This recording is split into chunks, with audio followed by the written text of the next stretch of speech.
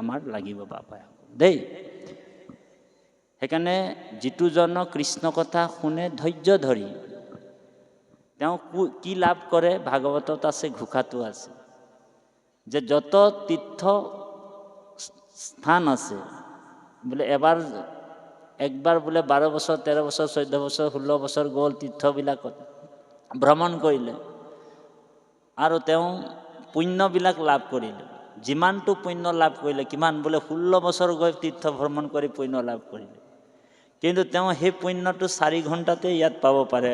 হৰি হয়নে বাৰু? বোলে 4 ঘণ্টাতে পাব পাৰে। বোলে 4 ঘণ্টাই নহয়, বোলে 2 ঘণ্টাও যদি তেওঁ শুনে তে সেই পুণ্যটো একেলগে তেওঁ লাভ কৰিব পাৰে। আৰু ভক্তি ভাৱেৰে যদি হৃদয়ৰ পৰা এবাৰ তেওঁ কৃষ্ণ বুলি কয় তেনেহ'লে 16টা অশ্বমেধ যজ্ঞৰ ফল পাব পাৰে। এইটো বেদত কৈছে। গতিকে বাপাইসকল, ইমান পুণ্য তীৰ্থত বহি গুৰুৰ কৃপাত আপুনি মই যদি এই পবিত্ৰ অনুষ্ঠানটো কায়কষ্টে ব্ৰতে থাকি অনেক ধন খৰচ কৰি আপোনাৰ নিজৰ হিত আৰু জগতৰ হিতৰ কাৰণে চিন্তা কৰি, হয়নে বাৰু, এই অনুষ্ঠানটো পাতিছোঁ, কিন্তু পতাৰ পিছত যদি আহি ইয়াত কৃষ্ণ কথা নুশুনি বোলে নিজেও কথা পাতি আছোঁ আৰু আনকো যদি ডিষ্টাৰ্ব কৰি থাকোঁ তেনেহ'লে হৰি ৰাম, বোলে আপুনি কি হ'ব বোলে পুণ্য ইয়াৰ পৰা লৈ যাব নোৱাৰে, বোলে কি লৈ যাব লাগিব? পাপ লৈ যাব লাগিব। ভগৱন্তই কৈছে, নামঘোষাটো মহাপুৰুষ মাধৱদেৱে ঘোষণা কৰিছে, মানে আমাৰ দ্বিতীয় গুৰুস্বৰূপ মহাপুৰুষ মাধৱদেৱে কৈছে যে হৰি কীৰ্তনৰ সময়ে যিজনে থাকে আন কথা পাতি, অন্তকালে নিয়া তাক যমদূতে কৰয় উগ্ৰ শাস্তি। এতিয়া অন্তকালে নিয়া তাক যমদূতে কৰয় উগ্ৰ শাস্তি। যদি কাৰোবাৰ যদি শাস্তি খাবলৈ মন যায়, প্ৰভু কৃষ্ণ কলিতা বাবা আহি গ'ল, হৰি ৰাম, যদি কাৰোবাৰ যদি শাস্তি খাবলৈ মন যায় তেনেহ'লে ধুমধাম কথা পাতি থাকিব পাৰে। আৰু কাৰোবাৰ যদি নাই বোলে শাস্তি খাবলৈ মন নাই, তেনেহ'লে হৰি কথা একান্ত মনে শুনাই ভাল, হয় নাই আইসকল? বাপাইসকল, ব্ৰহ্মাকে আদি কৰি যিমান জীৱবিলাক আপুনি মই সকলোৱে বোলে মায়া শয্যাত ঘুমতি যাম, সকলোৱে শুয়ে আছে। ব্ৰহ্মাকে আদি কৰি যিমান জীৱবিলাক বোলে ব্ৰহ্মাক সৃষ্টিৰ দায়িত্বটো ভগৱানে দিলে, 4 মুঠি জীৱ সৃষ্টি কৰিলে, বোলে নিজেই বোলে সৃষ্টি কৰাজনো বোলে মায়া শয্যাত ঘুমতি যায়, হয়নে বাৰু? সেইকাৰণে আমি আপুনি প্ৰাৰ্থনা ভাগ গাই থাকোঁ ন, সকলোৱে গাব দেই আইসকল, সকলোৱে ধৰিব। হে ব্ৰহ্মাই আদি কৰি জীৱ জগত ৰাম ৰাম ৰাম ৰাম ৰাম, হে মায়া শয্যা মাজে আশ্ৰয় ঘুমতি যাই, হে তুমি হে চৈতন্য সনাতন ৰাম ৰাম ৰাম ৰাম ৰাম, আমি অচেতন নিয়োগ নাথ গাই, ৰাম নিয়োগ নাথ গাই। ভক্তি মাতৃ আইসকলক কৈছোঁ যে ব্ৰহ্মাকে আদি কৰি জীৱজত ৰাম ৰাম ৰাম ৰাম, মায়া শয্যা মাজে আশ্ৰয় ঘুমতি যায়। তুমিহে চৈতন্য সনাতন, হয়নে বাৰু? যদি ব্ৰহ্মাকে আদি কৰি যিমান জীৱবিলাক যদি শুয়ে আছে তেনেহ'লে আমাক কোনে জগাব? আমাক জগোৱাজন কোন, হয়নে বাৰু? আমি আইসকলক কৈছোঁ, য়ে তুমি হে চৈতন্য সনাতন রাম রাম রাম রাম রাম ওই আমি অচেতন নিউক নাথ গাই ওই আমি অচেতন নিউক নাথ গাই। তেনেহ'লে আমাক জগোৱাজন কোন? জগোৱাজন হৈছে ভগৱান কৃষ্ণ, হয়নে বাৰু? সেইকাৰণে মহাপুৰুষ মাধৱদেৱে গুৰুজনাৰ প্ৰপন্ন শিষ্য আমাৰ দ্বিতীয় গুৰুস্বৰূপ তেৰাই কৈছে যে হে কৃষ্ণ তুমি মাত্ৰ চৈতন্য স্বৰূপ নিত্য, হয়নে বাৰু? সত্য শুদ্ধ জ্ঞান অখণ্ডিত আবাৰ যতে কয় ইটো তোমাৰ বিনোদ ৰূপ চৰাচৰ মায়াৰ। এই যে আমি যে মায়াৰ আশ্ৰয়ত সমস্ত জীৱবিলাক আছোঁ, সেইকাৰণে ভগৱন্তই কৈছে গীতাত, কৃষ্ণই গীতাত কৈছে হে অৰ্জুন, এই মায়াৰ পৰা তুমি পাৰ পাব লাগিব, তেতিয়াহে তুমি মোক দৰ্শন পাবা। অৰ্জুনে কৈছে প্ৰভু তোমাৰ মায়াটো কেনেকুৱা? তো ভগৱানে কৈছে হে অৰ্জুন মোৰ মায়াটো বহুত দুষ্টৰ মায়া। বোলে কেনেকৈ মায়া প্ৰভু অকণমান দেখাব লাগিব মোক, হয়নে বাৰু? ভগৱানে কৈছে দৈৱী এইচা গুণময়ী মম মায়া দূৰত্বয়া, মোৰ মায়াটো বহুত দুষ্টৰ মায়া। এই মায়াটো তুমি অতিক্ৰম কৰাটো বহুত জটিল টান। মোৰ কৃপা অবিহনে মোৰ মায়া জিনিব নোৱাৰিবা, ভগৱানৰ কৃপা দেই। তো অৰ্জুনে কৈছে প্ৰভু তোমাৰ মায়াৰ কথা তুমিহে জানা, তুমিয়ে কিবা এটা উপায় দিয়া। তেতিয়া ভগৱানে কৈছে ঠিক আছে অ'কে, মই তোমাক এই মায়াটোৰ পৰা কেনেকৈ মুক্ত হয় কওঁ শুনা। বোলে মা মে বো প্ৰপদ্যন্তে মায়া মে তম তৰন্তি তে, যোনে মোৰ ওচৰত কায় বাক্য মনে শৰণাপন্ন হয়, আশ্ৰয় লয়, সেই জীৱ আত্মাবিলাক, সেই জীৱসকল সকলোৱে মোৰ মায়াৰ পৰা বাচিব পাৰিব দেই বাপাইসকল। সেইকাৰণে ভগৱান কৃষ্ণ গীতাত অৰ্জুনক কৈছে যে মা মে বো প্ৰপদ্যন্তে মায়া মে তম তৰন্তি তে। সেইকাৰণে আমি জীৱবিলাক কাৰ ওচৰত আশ্ৰয় ল'ব লাগিব? মায়াৰ পৰা আমি পাৰ পাবলৈ হ'লে একমাত্ৰ আমাৰ শৰণ কেৱল ভগৱান কৃষ্ণৰ অভয় পদ পংকজ কমলতে হ'ব লাগিব দেই বাবু। জীৱই যেতিয়ালৈকে ভগৱন্তৰ চৰণত শৰণ নলয়, আশ্ৰয় নলয়, তেতিয়ালৈকে কিন্তু ভগৱন্তৰ এই মায়াৰ পৰা তেওঁ নিবৃত্তি নাপায়। সেইকাৰণে ভগৱন্ত আমাৰ স্বয়ং নিজে আহি গুৰুৰূপে আমাক উপদেশ দি কৈছে এই অবস্তুক দেখাবন্ত অবস্তুক আৱৰি হেহি হে মোহুৰ মায়া জানা নিষ্ট কৰি। বোলে অবস্তু মানে অবাস্তৱ অসত্য, আৰু বস্তু মানে হৈছে বাস্তৱ সত্য, হয় নাই? এতিয়া আমি যে বস্তু প্ৰকাশ গাওঁ হৰি নামৰ ৰখে বৈকুণ্ঠ প্ৰকাশে, এইটো হৈছে বস্তু মানে সত্য বাস্তৱ, হয়নে বাৰু? সেইটো সনাতন, কিন্তু সনাতন মানে চিৰস্থায়ী, মানে গোটেই ব্ৰহ্মাণ্ড বিনাশ হ'লে যাৰ বিনাশ নাই, হয়নে প্ৰভু? সেইটো হৈছে বাস্তৱ সত্য। আমাৰ বাস্তৱ কোন? সত্য কি? ভগৱানে নহয় জানো? আজি আমাৰ এই গুৰু আসনত যিজন বহি আছে পৰমাত্মা ভগৱান, সদায় আমি লগ পাই আছোঁ সেই বস্তু, হয়নে বাৰু? সেইকাৰণে আমি যেতিয়া গুৰু আসন প্ৰতিষ্ঠা কৰিবৰ সময়তে বস্তু প্ৰকাশ গাবই লাগিব। তো ভগৱন্তই কৈছে যে মই পৰম সত্য, আৰু এই সত্যটোকে বেদব্যাস মংগলাচৰণত ধ্যান কৰিছে, সত্যম পৰম ধীমহি। বেদব্যাসে মংগলাচৰণত ভাগৱতৰ সেই পৰম সত্যটোকে ধ্যান কৰিছে। তাৰপিছত কৈছে সেই ভগৱন্ত মায়াৰ পৰা কোনসকলে মুক্ত হ'ব পাৰিব? ভগৱানে কৈছে, গুৰুজনে উপদেশ দিছে, এ ভগৱন্ত মাধৱৰ অভয় চৰণে, এ শৰণে পখিলে যিটো কায় বাক্য মনে, ঈশ্বৰ মাধৱ তাক কৰিলন্ত দায়া, তৰয় দুৰ্ঘুৰ ইটো ঈশ্বৰৰ মায়া।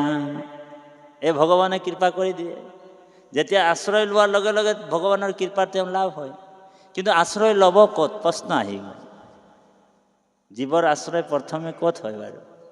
বোলে সৎসং ইয়াৰ সবাৰ মূল বস্তু হয়। আজি যে আমি যে ভকতৰ সংটো লৈছোঁ, ইয়াৰ জৰিয়তে আমি ঈশ্বৰক বুজি পাম। কাৰণ ভক্ত প্ৰহ্লাদে এই উপায়টো দৈত্য শিশুসকলক দিছে। এ অখাৰ সংসাৰ ইয়াত নাহিখে বিশ্বাস, জানি হৰি ভকতি কৰিও অভ্যাস। হয়নে বাৰু? আৰু কৈছে যে বিষ্ণু বৈষ্ণৱৰ সং লবা প্ৰথমত। বোলে বিষ্ণু বৈষ্ণৱৰ সং প্ৰথমত ল'ব লাগিব। গুৰু মানি শুশ্ৰূষা কৰিবা ভাল মত। এতিয়া গুৰু আমি কাক বনাব লাগিব? বোলে বিষ্ণু ভকত যিসকল হয়, সেইসকলকে আমি গুৰু মানিব লাগিব। সেইকাৰণে এনে আমাৰ পৰম গুৰু কিন্তু জগতগুৰু শ্ৰীমন্ত শংকৰদেৱ দেই। আমাৰ পৰম গুৰু কোন? জগতগুৰু শ্ৰীমন্ত শংকৰদেৱ। কিন্তু আমি এই যে ভকতসকল আছে, ইয়াৰ সকলো বহি আছে, আমাৰ ভক্তিমাতৃ আইসকলো বহি আছে। আইগৰাকী আমাৰ আমি আইগৰাকীৰ গৃহলৈও গৈছিলোঁ, আমি চিনাকি কৰি দিছোঁ। আইগৰাকী জেঙা পথাৰ নে কি আছিলে, চেঙা পথাৰৰ পৰা আহিছে। গতিকে আমি এই যে ভকতৰ সং পোৱাটো দুৰ্লভ বুলি কৈছোঁ। ভাগৱতে সিদ্ধান্ত দিছে যে ভাগ্য উদয় বহু জন্ম সমৰ্জিতে সৎসংগ চ লভয়তে পুৰুষয় য়াদা। ভাগ্য যেতিয়া উদয় হয় দেই, সেই ভাগ্য উদয় হ'লেহে সৎসং পায় বুলি কৈছে। সেইকাৰণে মহাপুৰুষ মাধৱদেৱে এই সাধুসং অনুসৰা শ্ৰৱণ কীৰ্তন কৰা পৰিহৰা পাখণ্ড আচাৰ। আমাৰ পবিত্ৰী যিবিলাক গ্ৰন্থিবিলাক য'ত যাব লাগে তাত নাযায়, য'ত যাব নালাগে তাত গুচি যায় আমাৰ ইন্দ্ৰিয়বিলাক। তো এই ইন্দ্ৰিয়ৰ যিটো প্ৰবৃত্তি, তাক বাধা কৰিবলৈ হ'লে কেৱল আৰু ভগৱন্তৰ ফালে ইয়াক ধাৱমান কৰিবলৈ হ'লে কেৱল আশ্ৰয় কাক কৰিব লাগিব? সৎসংগৰ যোগেদিহে কৰিব পৰা যায় দেই বাপাই। সেইকাৰণে কপিল মহাপ্ৰভুৱে এই তৃতীয় স্কন্ধত ওলাই গ'ল, নহ'লে ওলাব। কপিল মহাপ্ৰভুৱে দেৱহূতি মাতৃক কৈছে, হে মা, তুমি সদায় জীয়া মানুহৰ নিচিনা হৈ থাকিবলৈ যত্ন কৰিবা। তেতিয়া দেৱহূতি মাতৃয়ে কৈছে যে হে কপিল, হে মোৰ পুত্ৰ, মই দেখোন জীয়া মানুহৰ নিচিনাই আছোঁ, তুমি মোক মৰা মানুহ ক'ত দেখিলা? অ হৰি অ ৰাম, মই দেখোন জীয়া মানুহৰ নিচিনাই আছোঁ, তুমি মোক মৰা মানুহ ক'ত দেখিলা? তেতিয়া কপিল মহাপ্ৰভুৱে কৈছে, নহয় মা, এই সংসাৰত এই পৃথিৱীত বোলে জীয়া মানুহতকৈ মৰা মানুহৰ সংখ্যাটো বেছি। বোলে জীয়া মানুহতকৈ মৰা মানুহৰ সংখ্যা বেছি। তেতিয়া কপিল প্ৰভুৱে যেতিয়া এই কথাটো ক'লে, দেৱহূতি মাতৃক কৈছে, হে পুত্ৰ, তুমি মোক বতাই দিয়া, মানে কৈ দিয়া যে কোনবিলাক মানুহ মৰা আৰু কোনবিলাক মানুহ জীয়া। তেতিয়া পদবন্ধে গুৰুজনাই ভাঙনি কৰিছে, বৰ সুন্দৰ দৰ্শন। গুৰুজনাই কৈছে যে সাধু সংগে কৃষ্ণ কথা নুশুনে যিটো নৰ, হয়নে বাৰু? বোলে জীৱন্ততে মৰা ইটো অধম পামৰ। সেইজন জীয়াই থাকোঁতে মৰা, বোলে চলতি ফিৰতি লাছে।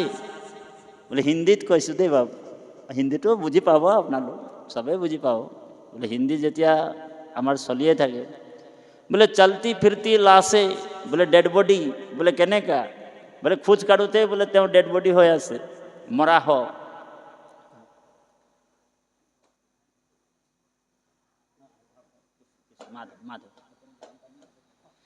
তো গতিকে এই যে জীয়াই থাকোঁতে মৰাসকল কোনসকল?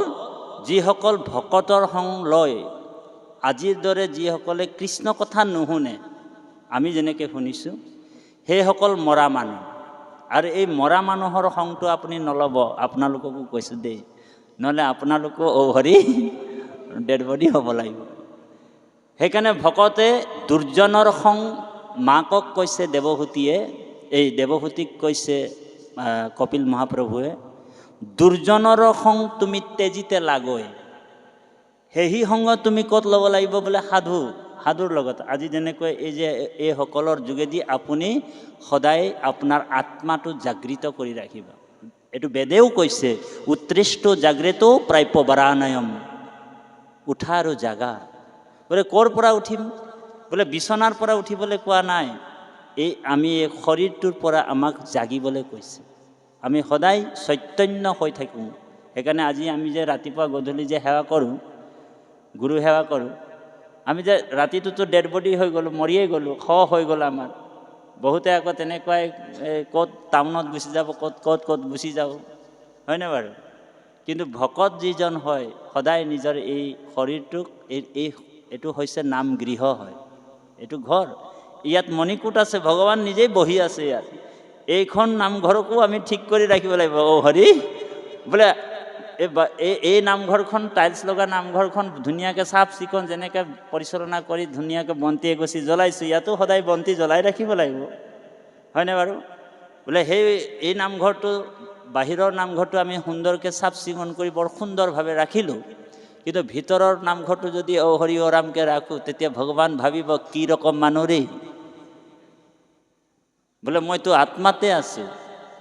এই সমস্ত প্ৰাণীৰ মই আত্মা অন্তৰ জামি, অশুভাশুভ ফলদাতা সাক্ষীৰূপে স্বামী। মই সাক্ষীৰূপেতো সকলোৰ হৃদয়তে আছোঁ, হয়নে বাৰু? গীতাত কৃষ্ণই অৰ্জুনক আকৌ কৈছে, হে অৰ্জুন, বোলে সৰ্বস্ব চাহং হৃদয় সন্নিবিষ্ট, মই সকলোৰ হৃদয়ত আছোঁ, বোলে পৰিপূৰ্ণ ৰূপে আছোঁ, বোলে কম বেছি নহয়, বোলে ইয়াত বোলে বেছি তাত কম, এনেকুৱা কোনো কথা নাই, সকলোৰ হৃদয়ত মই পৰিপূৰ্ণৰূপে আছোঁ। এই তত্ত্ববিলাককে তত্ত্বজ্ঞান বুলি কৈছে। আৰু এই তত্ত্বজ্ঞান ভকতে কি কৰে? খেদি গুৰি ল'বৰ কাৰণে এই ভাগৱতৰ অমৃতময় বাণীবিলাক শ্ৰৱণ কৰিবৰ কাৰণে দূৰ দূৰণিৰ পৰা আহে। সেইকাৰণে ভাগৱতৰ কথাবিলাক ইহাকে কথিবে, ইহাকে মথিবে, সদায় নৱ নৱ ৰসৰ উৎপন্ন হয়। ভাগৱত যিমান আপুনি শুনিব, ভাগৱত যিমান আপুনি গাব, কথা শ্ৰৱণ কৰিব, সদায় নতুন নতুন ৰস পাব, হয়নে কলিতা প্ৰভু? সদায় নতুন ৰসৰ উৎপন্ন হয়। আৰু ইয়াক কি কৰে? ভকত ভোমোৰাই পাণ কৰিব। ভকত ভোমোৰাই পাণ কৰি সংসাৰৰ যিটো তিনি তাপ আছে, আধিদৈৱিক, আধ্যাত্মিক আৰু আধিভৌতিক, এই সংসাৰৰ ক্লেশৰ পৰা মুক্ত হৈ থাকে। সেইকাৰণে ভাগৱত আজি শুনিলোঁ, কাইলৈ বন্ধ কৰি দিলে নহ'ব। বহুতে আকৌ ভাবে আজি ভাগৱতৰ অনুষ্ঠানটো পাতিলোঁ, ধুমধাম ডাঙৰকৈ পাতিলোঁ, পইচা পাতি খৰচ কৰি, কাইলৈৰ পৰা আৰু হ'ব আৰু তাতিবাপ আহিছিলে গ'লগৈ, আৰু ভাগৱত আৰু নাপাতো, নুশুনো আৰু, এনেকুৱা হ'ব নালাগে। এখন মহৎ গ্ৰন্থই এখন সাধুৰ সং কাম কৰে দেই বাপাই, এইটো মনত ৰাখিব পাৰে। বোলে ঘৰতো যদি আপুনি ভকতৰ সং আজিৰ দৰে নাই পোৱা, এইটো এটা সুবিধা কৰি দিছে উদ্যোক্তা মণ্ডলীয়ে, কৃষ্ণ উদ্যোক্তা মণ্ডলীয়ে আপোনালোকক সুবিধা কৰি দিছে। এইটো এটা মহৎ কৰ্ম আপোনালোকক কৰি দিছে। যেনেকৈ হৰি ভকত নিজৰো কল্যাণ বিচাৰে আৰু আনৰো হিতৰ কথা চিন্তা কৰে, সেইজনে ভকত। এ পৰকেহে উপকাৰ কৰে দিনে ৰাতি, তাৰ উপদেশে গুছে ভৱ ভয় ভ্ৰান্তি, খনিতক নাহি ৰহে হৰি এৰি ভিন্ন, জানিবাহা মুনি এহি ভকতৰ চিহ্ন। সেইজনে ভকতৰ চিহ্নটো বেলেগ নালাগে ন, ধুতি পাঞ্জামা পিন্ধি বোলে ধুনীয়াকৈ ইস্ত্ৰি মাৰা বোলে গামোচাখন লৈ ল'লে ভকতৰ চিহ্ন, সেইটো নহয়। পৰকেহে উপকাৰ কৰে দিনে ৰাতি, তাৰো উপদেশে গুচে ভৱ ভয় ভ্ৰান্তি।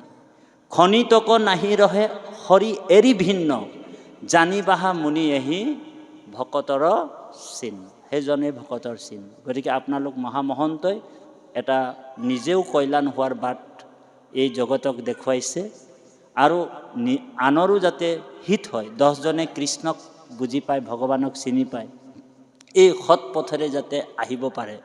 এজন যদি অসৎ পথৰ ব্যক্তিয়ে আহি এই পবিত্ৰ অনুষ্ঠানটিত বাস কৰি কৃষ্ণ কথা শুনিছে দেই, যেনে তেনে তেওঁ আহি গ'ল নিমন্ত্ৰণ মৰ্মে, ঈশ্বৰৰ কথা যদি শুনিছে, আৰু কেনেবাকৈ যদি সেই ব্যক্তিজন সৎ পথলৈ ঘূৰি আহে, তেনেহ'লে প্ৰথম কমিশ্যনটো কিন্তু উদ্যোক্তা মণ্ডলীয়ে পাব।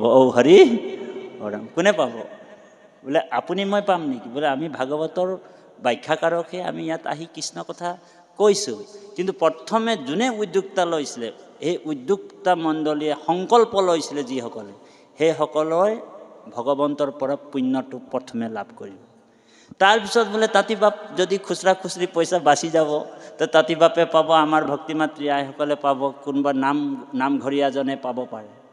কিন্তু সেই যাৰ সংকল্পত এনেকুৱা এটা অনুষ্ঠান পাতিবৰ কাৰণে ভগৱন্তই হৃদয়ত প্ৰেৰণা দিলে, ভগৱন্তই কৈছে সেইজন ধৰ্মপুত্ৰ বুলি কৈছে, মোৰ ধৰ্মপুত্ৰ। গতিকে আমি ভক্তি যুগৰ বৰ্ণনা ওপৰতে কথাবিলাক ক'ব লাগিব। কদৰ্মৰ জায়া দেৱহূতি, আৰু কদৰ্মৰ পুত্ৰ স্বৰূপে ভগৱান নিজেই নাৰায়ণ স্বৰূপে আহি কপিল স্বৰূপে অৱতাৰ হৈছিল, হয়নে বাৰু? নাৰায়ণে, ভগৱান নাৰায়ণে কপিল, তাৰমানে 24 অৱতাৰত কপিলো অৱতাৰ, হয়নে বাৰু? গতিকে সেই কপিল স্বৰূপে আহি ইয়াত ভক্তি যুগ বা সাংখ্য দৰ্শনৰ যি দৰ্শন, এই দৰ্শনৰ ওপৰতে সাংখ্য দৰ্শন হৈছে ভক্তি বৰ্ধক। ভক্তি কেনেকৈ বাঢ়ি যায়, আমি ভক্তিক কেনেকৈ বৃদ্ধি কৰিব পাৰোঁ, ভক্তি কেনেকৈ আমি আগবঢ়াব পাৰোঁ, ভক্তি কেনেকৈ হ'ব, ভক্তিৰ ৰূপ কি কি, ভক্তিৰ প্ৰকাৰ কেনেকৈ, এই কথাকেইটা আটাইকেইটা দেৱহূতি মাতৃৰ যোগেদি এই সংসাৰী যিবিলাক জীৱ আছোঁ, চাউণ্ডটো ঠিকে আছিলে বাৰু, সাংসাৰী যিসকল আপুনি মই জীৱ আছোঁ, এই সাংসাৰী জীৱবিলাকক উদ্ধাৰৰ কাৰণে আৰু জীৱবিলাকক জীৱাত্মা কৰিবৰ কাৰণে ভগৱানে কৃপা কৰিছে। ভগৱন্তৰ লগত, পৰমাত্মাৰ লগত যেতিয়ালৈকে আমি সংবন্ধ নঘটে, তেতিয়ালৈকে আমি এটা জীৱই হৈ থাকোঁ। বুজি পাইছেনে? ভগৱন্তৰ লগত যেতিয়ালৈকে আমাৰ সম্বন্ধ নঘটে, তেতিয়ালৈকে আপুনিও এটা জীৱ। যেনেকৈ কীট পতংগ, চৰাই চিৰিকটি, বাঘ ভালুক, কুকুৰ মেকুৰী, তেনেকৈ আপুনি ময়ো এটা জীৱ। কিন্তু আজি আমাৰ পৰমাত্মাৰ লগত সম্বন্ধ ঘটিল, তেতিয়াৰ পৰা আমি কি হ'লোঁ? জীৱাত্মা হ'লোঁ। আৰু এই জীৱাত্মাবিলাকৰ আচল ঠিকনা, আচল এড্ৰেছ, মূল মানে ৰেচিডেঞ্চি ক'ত আছে? বৈকুণ্ঠ, হয়নে বাৰু? বৈকুণ্ঠটোৱে হৈছে আমাৰ আচল ঠিকনা। এতিয়া আমি সকলো জীৱবিলাকে য'ৰ পৰা আহিছিলোঁ তালৈ উভতি যাব লাগিব। তাৰ কাৰণে কি কৰিব লাগিব? মহাপুৰুষ গুৰুসকলে আমাক উপদেশ দি কৈছে, সকলোৱে গাব, এ ৰাম তোমাৰ হে অংশ আমি। সকলোৱে হাতযোৰ কৰি ল'ব। আদ্য গুৰু প্ৰথমে পিতৃ মাতৃক ধন্যবাদ দিব। পিতৃ মাতৃৰ কাৰণে আপুনি এই শৰীৰটো পাইছোঁ, আপুনি মই সকলোৱে দেই বাপাই। গতিকে প্ৰথম ধন্যবাদটো পিতৃ মাতৃক দিব। পিতৃ মাতৃ হৈছে আমাৰ আদ্য গুৰু, হয়নে বাৰু? তাৰপিছতে দ্বিতীয় গুৰু হৈছে আমাৰ যিসকল বিদ্যা শিক্ষা আমাক প্ৰদান কৰিলে, সেইসকল আমাৰ দ্বিতীয় গুৰু। আৰু এই ভৱ সংসাৰৰ পৰা আমাক উদ্ধাৰ কৰাজন হৈছে আমাৰ তৃতীয় গুৰু, আমাৰ পৰম বান্ধৱ, আমাৰ জগতগুৰু শ্ৰীমন্ত শংকৰদেৱ।